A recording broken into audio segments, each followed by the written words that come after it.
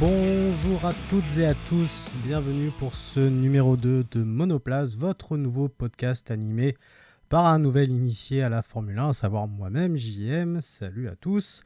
Je suis content de vous retrouver, je l'avais dit, ce deuxième épisode serait consacré donc au premier Grand Prix de la saison, à savoir le Grand Prix de Bahreïn, qui s'est déroulé donc le week-end dernier, et qui pour ma part m'a bien séduit parce qu'il y a tout eu, de l'action et du suspense. Je vais y revenir un petit peu plus en détail dans un instant. Tout d'abord, permettez-moi de vous dire que ce podcast est disponible sur plusieurs plateformes. Voilà, il est mis en place au fur et à mesure. Il est disponible sur Anchor, il est disponible sur Spotify, il est disponible sur Podcast Cast et bientôt sur iTunes et bientôt partout, le temps que le flux RSS fasse son petit bonhomme de chemin. Voilà, ça se fait tout seul, donc vous allez le voir un petit peu partout. Donc si vous avez déjà une plateforme de podcast installée sur votre smartphone ou même sur PC, vous ne devriez pas tarder à le retrouver. Et puis sinon, voilà, c'est disponible directement donc, sur Anchor, qui est donc la plateforme de podcast réalisée par Spotify. Merci en tout cas de me suivre et surtout n'hésitez pas à le partager autour de vous. Et si vous souhaitez faire partie de ce projet, moi je n'y vois aucun inconvénient, bien au contraire. Ça sera bien sûr avec plaisir. La seule chose que je demande, c'est d'avoir un bon micro, parce que je tiens à avoir une bonne qualité de son, parce que c'est toujours appréciable d'écouter un podcast quand le son est quand même pas trop dégueulasse. Voilà, faut le dire. Donc voilà, mais surtout n'hésitez pas à me contacter si du coup ça vous dit, ça sera bien sûr avec plaisir. Allez, on y va, le Grand Prix de Bahreïn, un petit débrief sur la première course de la saison, qui a vu la victoire de Lewis Hamilton, première victoire donc pour l'anglais, et tout de même premier coup de chaud pour Mercedes après ce combat intense avec Red Bull et Max Verstappen. On va y revenir plus en détail. Un point quand même sur les résultats de la course et du classement. Lewis Hamilton premier, qui a réalisé donc un temps de 1:32:03 897, donc il gagne 25 points. On retrouve Max Verstappen donc en deuxième position et Valtteri Bottas donc en troisième position, donc le podium. Après, on va avoir Norris 4e, Perez 5e, 6e Leclerc, 7e Ricciardo, 8e Carlos Sainz, 9e Tsunoda, bravo à Tsunoda qui grappille du coup ses deux premiers points en F1 pour son premier Grand Prix.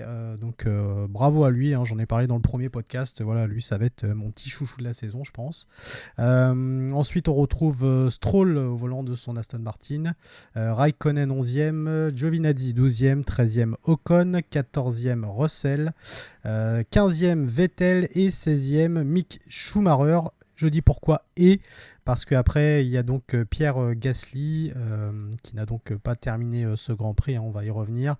Latifi pareil qui ne l'a pas terminé. Alonso également avec son souci de frein, et d'ailleurs on a appris il n'y a pas très longtemps qu'en fait c'était un emballage de sandwich qui s'était engouffré dans sa voiture, en particulier donc dans les freins, donc voilà, c'est un peu ballot.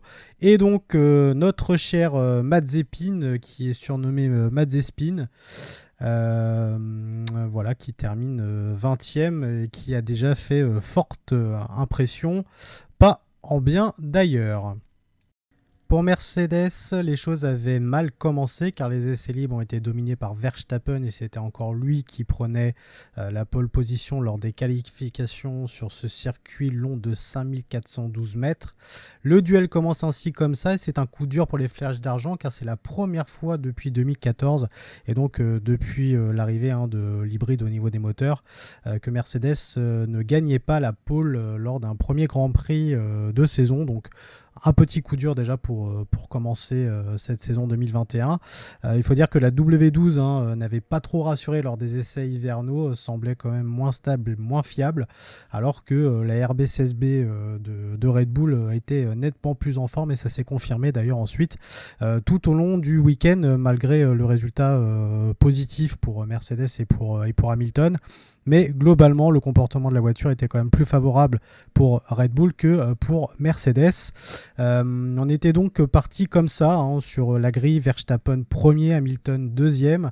En deuxième ligne, on retrouvait Valtteri Bottas et Charles Leclerc au volant de sa SF21, donc qui était quatrième. Pierre Gasly avait gagné lui la cinquième position, donc c'était un très très bon résultat. Malheureusement, ça a été moins bon ensuite avec sa petite erreur commise, on y reviendra après. Ensuite, Daniel Ricciardo au volant de sa McLaren MEL35M, c'est jamais évident à dire pour les McLaren. Lando Norris, lui également suivait, Carlos Sainz. Après, on avait Fernando Alonso qui, lors du Q3, a réalisé le 9e temps avec son Alpine A521. Et on avait également Lance Stroll. Et ensuite, on avait Sergio Pérez qui se classait 11e. Voilà, je ne vais pas détailler après tout le reste. Là, on était évidemment sur le principal. Mais déjà, bon, Verstappen premier, les Mercedes deuxième, Ferrari c'était plutôt rassurant avec Leclerc, et puis surtout on avait aussi Pierre Gasly qui partait cinquième, donc on se disait ça peut être plutôt pas mal, et si les conditions étaient favorables, et on sait jamais, drapeau jaune, etc., peut-être que Gasly aurait pu faire son premier podium de la saison. On va donc parler maintenant de la course en elle-même, qui a été haletante, vraiment passionnante du début jusqu'à la fin, avec de nombreuses péripéties. On va s'attarder évidemment sur ce duel incroyable entre Verstappen et Hamilton. Verstappen a été premier pendant 17 tours et il a laissé Hamilton prendre la tête de la course après son premier arrêt au stand. Hamilton restera premier jusqu'au 28e tour et lors de son second arrêt, Verstappen repassera devant jusqu'au 40e tour à peu près, quand le Néerlandais procède lui-même à son second arrêt pour mettre de nouveaux pneus. Hamilton est donc devant, mais Verstappen revient derrière l'Anglais et au 53e tour, il se passera le fameux tournant du Grand Prix. Il dépassera Hamilton dans le virage 4, dépassant par la même occasion ses roues du vibreur, mais sera obligé de lui rendre la première place, jugé donc par la direction de course comme étant illicite. On y reviendra parce que la polémique à ce moment-là, elle enfle pas mal et on comprend qu'il y a quelque chose de pas vraiment normal qui est en train de se passer et qui va faire parler. Alors normal, pas normal, oui et non, mais on y reviendra après parce que c'est un petit peu plus complexe que ça. Verstappen donc perd cette course après cet événement parce que ses pneus perdent de l'adhérence au fur et à mesure, et Hamilton filera donc vers sa 96e victoire en Grand Prix. Alors oui, c'était un duel de titans, franchement, parce que non seulement Hamilton n'a strictement rien lâché, réalisant 2 fois ce qu'on appelle l'undercut. Alors, moi, quand j'ai entendu ce terme, vu que je suis relativement encore nouveau dans cette passion de la F1, l'undercut, en fait, c'est une stratégie qui vous permet, lorsque vous faites un arrêt au stand, avant un concurrent direct, donc là en l'occurrence Verstappen, on va parler d'Hamilton, qui est très difficile à dépasser en piste parce que, on le dit, la voiture de Verstappen est quand même plus performante. En fait, Hamilton a profité en gros de pneus tout neufs pour prendre de l'avance après sur les prochains tours et ainsi se retrouver devant l'autre voiture, donc à savoir Verstappen, à partir du moment où Verstappen a été obligé de faire son arrêt au stand pour lui-même mettre de nouveaux pneus. Donc en fait par 2 fois c'est ce qui s'est passé. Quand Verstappen rentrait au stand, Hamilton repassait devant et vice versa. Bon, déjà, premier constat à faire, oui, Hamilton gagne et il n'a jamais rien lâché et finalement la stratégie de course a été la bonne. Alors, j'ai vu de nombreux commentaires sur les réseaux sociaux, notamment vis-à-vis de ce virage 4, machin, en disant oui, Hamilton est favorisé, oui, c'est une honte, oui, c'est de la magouille, machin, tout ça. Bon, j'irai peut-être pas jusque-là quand même parce que Hamilton gagne ce Grand Prix et il l'a pas volé. Il a tout simplement profité à un moment donné des indications de la direction de course qui n'ont pas été très claires. Et finalement, il remporte ce Grand Prix. Moi, je suis désolé, quand on remporte un Grand Prix, c'est qu'on a le talent pour le faire, c'est qu'on a l'équipe pour le faire, c'est qu'on a la voiture pour le faire. Donc, il n'a pas démérité sa victoire. Voyant que Verstappen et sa voiture possédaient du coup une puissance supérieure, c'est l'équipe entière qui a mené une stratégie adéquate pour remporter ce Grand Prix de Bahreïn. Ensuite, Verstappen méritait la victoire, clairement aussi, parce que quand on domine comme ça autant pendant pratiquement tout le week-end et qu'on réalise une très bonne course et qu'on perd simplement en ayant dépassé ses roues du vibreur dans le virage 4 sur des indications, encore une fois, de la direction de course qui n'étaient pas du tout claires, oui, Verstappen, clairement, aurait dû aller au bout, ça c'est une évidence. Donc, bravo Hamilton d'avoir remporté ce premier Grand Prix, le 96e de sa carrière, de sa très belle carrière. Bravo aussi à Verstappen, parce que bon, forcément il était un peu vexé de perdre de si peu, et on le comprend bien parce que vraiment quand on regarde vraiment l'intégralité du week-end, même en comptant bien sûr les essais et avant les essais hivernaux, oui, on se dit clairement que Verstappen méritait cette victoire, mais voilà, encore une fois, Hamilton n'a pas démérité et il remporte cette victoire. C'est une victoire d'équipe aussi, voilà, puisqu'ils ont mené une très bonne stratégie.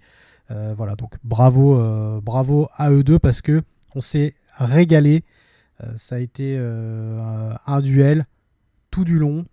Et c'est ça aussi qu'on demande à une course de F1, c'est du suspense. Et moi, avant, qui pensais que la Formule 1 était un peu chiante, et c'est vrai que bon, j'ai regardé des Grands Prix l'année dernière qui n'étaient pas toujours passionnants. Là, celui-ci, franchement, pour le premier de la saison, ça a été vraiment très très bien. Moi, personnellement, je me suis régalé. Pour le reste de la course, avant de parler de ce fameux virage 4 qui a été un grand sujet, on va s'attarder sur plusieurs pilotes. Déjà, la performance du jour, sans parler de la victoire, a été signée par Sergio Pérez, qui, après avoir subi une coupure de son moteur lors du tour de formation, a réussi à démarrer du coup en queue de peloton. Il a démarré des stands pour finalement terminer à la 5e place. Donc, il a été nommé très logiquement pilote du jour, le MVP, si je peux dire, de ce Grand Prix. Donc bravo à lui, passer de la 20e à la 5e place. Dans des conditions comme ça, c'est une sacrée performance. Charles Leclerc, malgré une bonne 4e position en débutant ce Grand Prix, va laisser sa place à Norris au 9e tour au volant de sa McLaren. Sergio Pérez passera donc devant lui. Leclerc, globalement, a fait un bon Grand Prix. Voilà, c'est un bon départ pour Ferrari. On espère en tout cas que ça ira de mieux en mieux pour eux parce que la saison dernière, on le sait, a été très très compliquée. Je pense qu'ils ne pourront pas faire pire. Donc, on espère que cette année, Ferrari arrivera quand même à faire de bonnes choses. On notera la bonne performance de Vettel, de Raikkonen, des vétérans de la Formule 1. Et puis également du revenant Fernando Alonso qui a démarré 9e et qui faisait une bonne course, mais malheureusement lors du 34e tour, il va être obligé d'abandonner parce que ses freins arrière ont surchauffé. Alors on a su ensuite que c'était un emballage de sandwich qui s'était niché dans le conduit, comme quoi il faut toujours jeter ses emballages dans les poubelles, respecter la planète et respecter les voitures également. Dommage pour lui parce que c'était un bon retour, c'était plutôt pas mal. Mais malheureusement, il a dû s'arrêter. Donc, s'il vous plaît, jetez vos emballages dans les poubelles. Ça serait plutôt pas mal la prochaine fois. Ça éviterait des désagréments comme ça parce que c'est quand même très bête comme abandon. Une des contre-performances, et c'est malheureusement bien triste, je l'ai dit dans le premier épisode, Gasly, j'adore ce pilote. Puis bon, faut être chauvin avec nos Français, surtout que là on a deux bons Français, Ocon et Gasly. Voilà, bon, malheureusement l'erreur de Gasly qui a percuté Ricciardo lors du 3e tour, qui continuera quand même la course, il va pas abandonner, mais l'arrêt au stand est long, son aileron avant est changé parce que trop endommagé, et du coup il finira à une bien triste 17e place. Dommage pour lui, on espère que ça ira mieux dans 3 semaines. Dommage parce que il a démarré quand même à la 5e position. On espérait au moins qu'il termine au moins à la même place, voire peut-être aller sur le podium si les conditions étaient favorables. Mais bon, malheureusement, ça n'a pas été le cas. Donc on espère que dans 3 semaines, ça ira mieux. Et puis, on est quand même obligé d'en parler. Hein. Vous savez, je l'ai dit lors du premier épisode. Mazepin, surnommé Mazespin, qui veut dire tête à queue, un spin en anglais. Voilà, bon, je porte pas ce pilote particulièrement dans mon cœur, hein, mais bon, dès le deuxième virage de la course, bim, il a été s'encastrer dans les protections et déglinguer sa voiture comme il se doit, en voulant éviter Mick Schumacher. Bon, c'est une erreur de sa part, clairement. Bon, après, la voiture n'a pas aidé, je pense, parce qu'elle a l'air particulièrement instable. Ça va être très très dur pour Haas cette saison. Ça l'était la saison dernière. Ça va être encore plus compliqué cette année, je pense. Bon, et puis après, ça fait pas vraiment la bonne affaire de Mazepin qui démarre très mal et qui s'est fait remarquer pas en bien. Voilà, et puis il dira par la suite c'était totalement ma faute, c'est très décevant, je suis vraiment désolé pour l'équipe qui méritait beaucoup mieux. J'arrivais au deuxième virage et j'ai vraiment essayé d'éviter Mick Schumacher. Les pneus n'ont pas supporté, ils étaient froids, je suis allé sur le vibreur, j'ai un peu trop accéléré et je suis parti en spin. Voilà donc ce qu'on pouvait dire sur Mazepin. On verra ce qu'il fera dans 3 semaines, voilà, en espérant que ça ira mieux pour lui, même si encore une fois je ne porte pas spécialement ce pilote dans mon cœur. Je vais maintenant m'attarder là par contre sur mon petit chouchou Tsunoda, le pilote japonais d'AlphaTauri qui a réussi à grappiller 2 points pour ses débuts en F1 en faisant une course sérieuse et avec une attitude irréprochable. Elle sera d'ailleurs ponctuée de belles déclarations ensuite comme celle-ci. Je pense que le dernier relais était le meilleur, y compris dans la gestion des pneus. Pour moi, le rythme était bon par rapport aux 2 autres relais. J'ai doublé Stroll dans le dernier tour au premier virage. Je me suis vraiment jeté tardivement, mais j'avais décidé que si je n'arrivais pas à le doubler, je ne pourrais pas dormir le soir. J'ai vraiment eu du mal dans les 2 derniers tours, surtout dans l'air sale derrière lui. J'ai fait pas mal d'erreurs, alors je suis ravi d'avoir réussi à le doubler dans le dernier tour. Heureux mais aussi un peu déçu je crois, car je pense avoir perdu trop de place dans le premier tour et il m'a fallu du temps pour les récupérer. Peut-être que je vise trop haut, mais moi j'ai juste vu que mon coéquipier faisait du meilleur boulot en qualif et c'est ça que je visais, donc je suis vraiment évidemment pas à 100% satisfait, mais comme j'ai dit, je suis content de prendre des points pour mon premier Grand Prix parce que c'est quelque chose de très positif pour l'équipe. Voilà.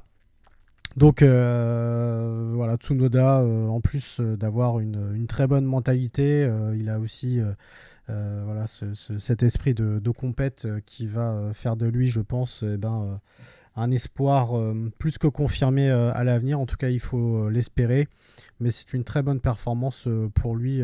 Bravo, moi j'aime beaucoup déjà ce pilote et ce qu'il dégage. Donc on verra ce que ça va donner après. Parce qu'encore une fois, la saison va être très très longue. Mais bravo à Tsunoda pour ce premier Grand Prix. Bon, pour finir ce podcast, parlons maintenant des choses qui fâchent. Parlons de cette polémique du virage 4 qui a donc laissé Hamilton avoir la victoire sur Verstappen. Alors, très franchement, au départ, j'ai pas compris ce qui se passait. Je savais qu'il était interdit de dépasser au-delà du vibreur, mais que c'était parfois toléré selon les grands prix ou je sais pas quoi. Bref, que parfois c'était un peu au bon vouloir de la direction de course, qui est assez aberrant. Alors, j'ai également regardé le live de Julien Febvreau de Canal sur Insta, qui a très bien expliqué d'ailleurs ce qui s'était passé. En fait, une note de la direction de course a indiqué les limites de la piste en sortie de virage 4 et qu'elles ne seront pas surveillées. Donc en gros les gars, allez-y, c'est pleine bourre, on dira rien si vous le faites. Très bien, donc les pilotes, ce qu'ils ont fait, ils en ont profité, plus particulièrement Hamilton, parce que forcément ça fait gagner du temps. Il n'a pas été le seul d'ailleurs à en profiter. Red Bull a commencé à gueuler parce qu'en voyant le temps réduit entre les 2 pilotes, ils ont commencé à protester. Pour éviter donc une polémique qui arrivera finalement après, de toute façon, la direction de course a, comme une envie de pisser, dit non, maintenant c'est mort, vous le faites plus. Voilà, les dépassements seront plus tolérés de cette manière-là. Vous n'avez plus le droit de dépasser vos roues du vibreur. Et qu'il pourrait éventuellement avoir un drapeau noir et blanc et un drapeau noir par la suite s'ils le refont une deuxième fois, synonyme de disqualification. On rappelle que le drapeau noir et blanc est déployé pour une conduite antisportive avec le numéro de la voiture inscrit dessus. Donc Verstappen au 53e tour passera au-delà de la limite du vibreur pour dépasser Hamilton, mais devra rendre sa place pour éviter les ennuis et une pénalité. Voilà, bon, en gros, ça a été le bordel. S'il faut blâmer des gens dans cette histoire, c'est la direction de course, parce que J'ai vu beaucoup de commentaires sur internet, Hamilton favorisé, machin, tout ça. Non, pas favorisé.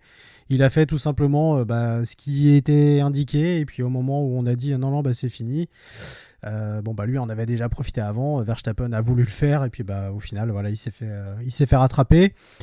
Toto Wolff le dira très bien d'ailleurs par la suite. Au début de la course, il a été dit que les limites de piste dans le virage 4 ne seraient pas sanctionnées. Puis dans la course, nous avons soudainement entendu que si vous continuez à courir large, cela serait perçu comme un avantage et pourrait entraîner une pénalité potentielle.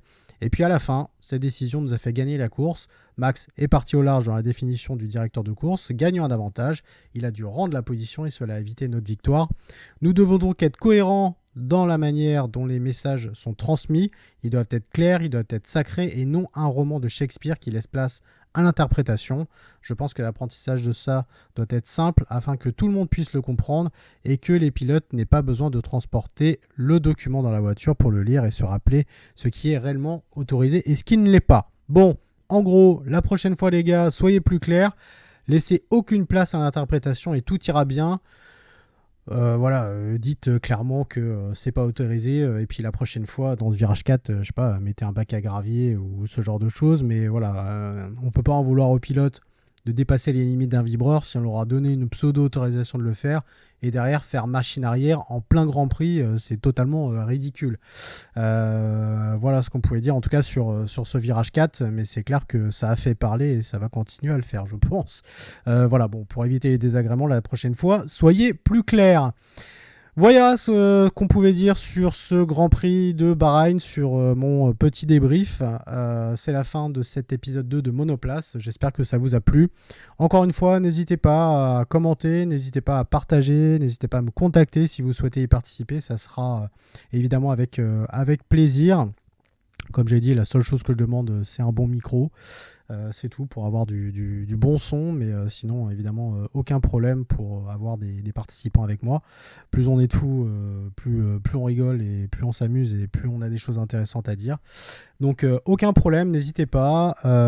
Écoutez, on se retrouve maintenant dans 3 semaines pour parler du futur Grand Prix d'Émilie-Romagne. Peut-être que j'en ferai un avant... sur une autre thématique, je sais pas, je me laisse le choix, mais bon, en tout cas, quoi qu'il en soit, on se retrouve pour le prochain Grand Prix dans 3 semaines. Merci beaucoup d'avoir écouté Monoplace, ce 2e épisode. Je vous souhaite de bonnes journées, confinées ou pas, ou voilà, bref. Prenez quand même du plaisir dans ce que vous faites.